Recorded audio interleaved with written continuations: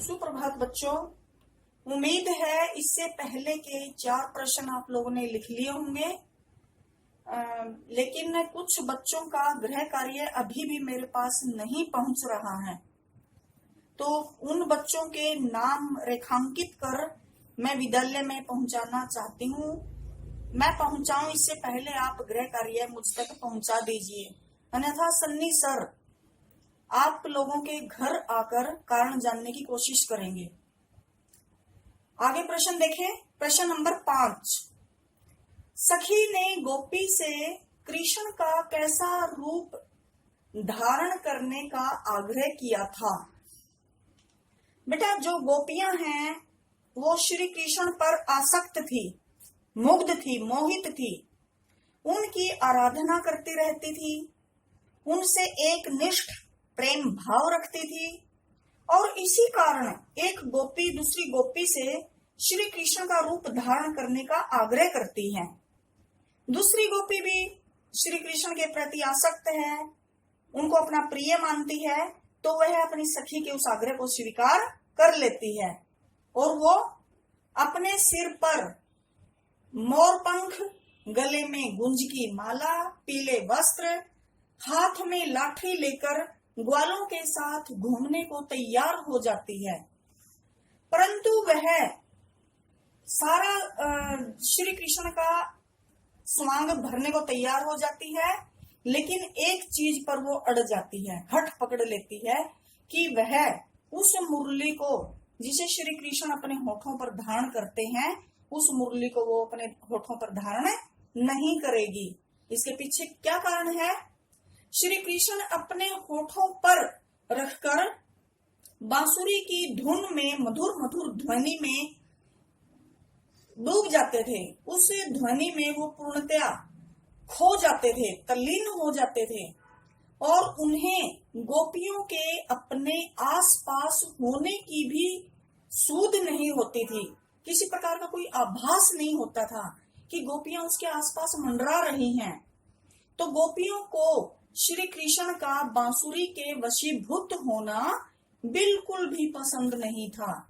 वे नहीं चाहती थी कि श्री कृष्ण और उनके बीच कोई और आए, और वो उस बांसुरी के प्रति किस प्रकार का भाव रखती थी? सोतन का भाव रखती थी। वो जब भी श्री कृष्ण बांसुरी की धुन में खो जाते थे तो वो जल भुन जाती थी, उस बांसुरी से ईर्ष्या करती थी, एक सोतन के समान उससे जलन होती थी।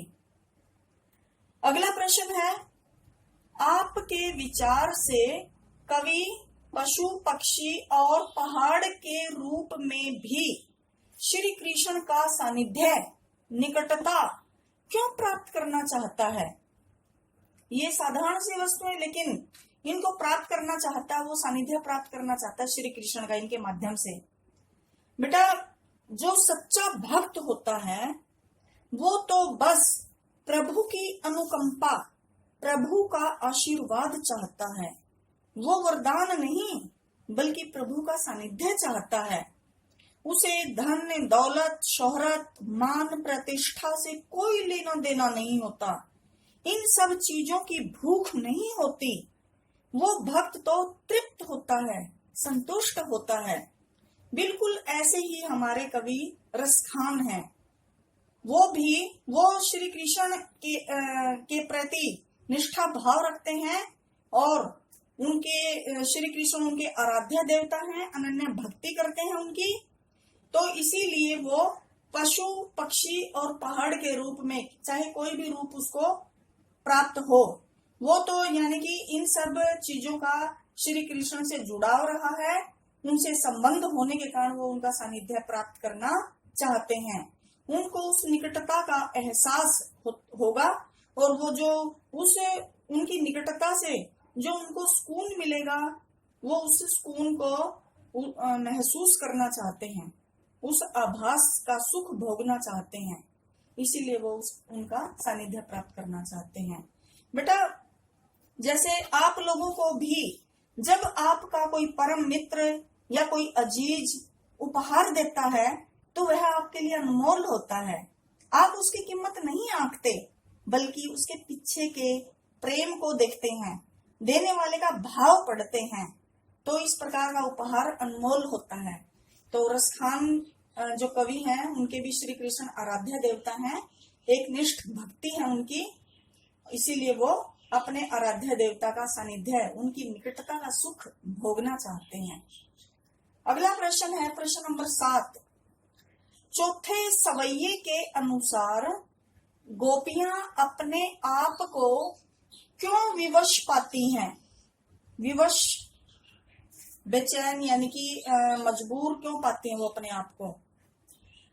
चौथे सवैये में क्या था कि जब श्री कृष्ण मुरली बजाएंगे तो वे अपने कानों पर अंगुली रख लेंगी, यानी कि उस चीज का वो समाधान कर लेंगी, उस चीज का उनके पास हल है। जब भी मुरली की मधुर धुन बजेगी तो वो अपने कानों पर उंगली रख लेंगी ताकि उस मधुर ध्वनि का उन पर कोई प्रभाव ना पड़े।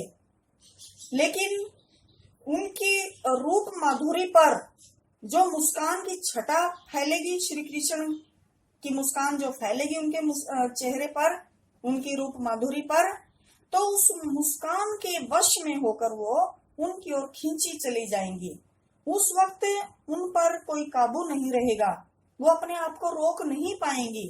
इस बात से उन्होंने अपने ब्रजवासियों को अवगत भी करवा दिया था कि उस वक्त उन पर कोई जोर नहीं चलेगा और वो श्री कृष्ण की मधुर मुस्कान को जब देखेंगी तो बेकाबू हो जाएंगी और अपने आप को रोक नहीं पाएंगी।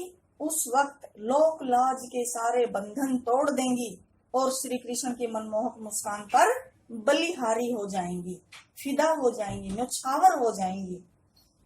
तो आगे इन 3 प्रश्न को और आप लिख लेंगे। धन्यवाद।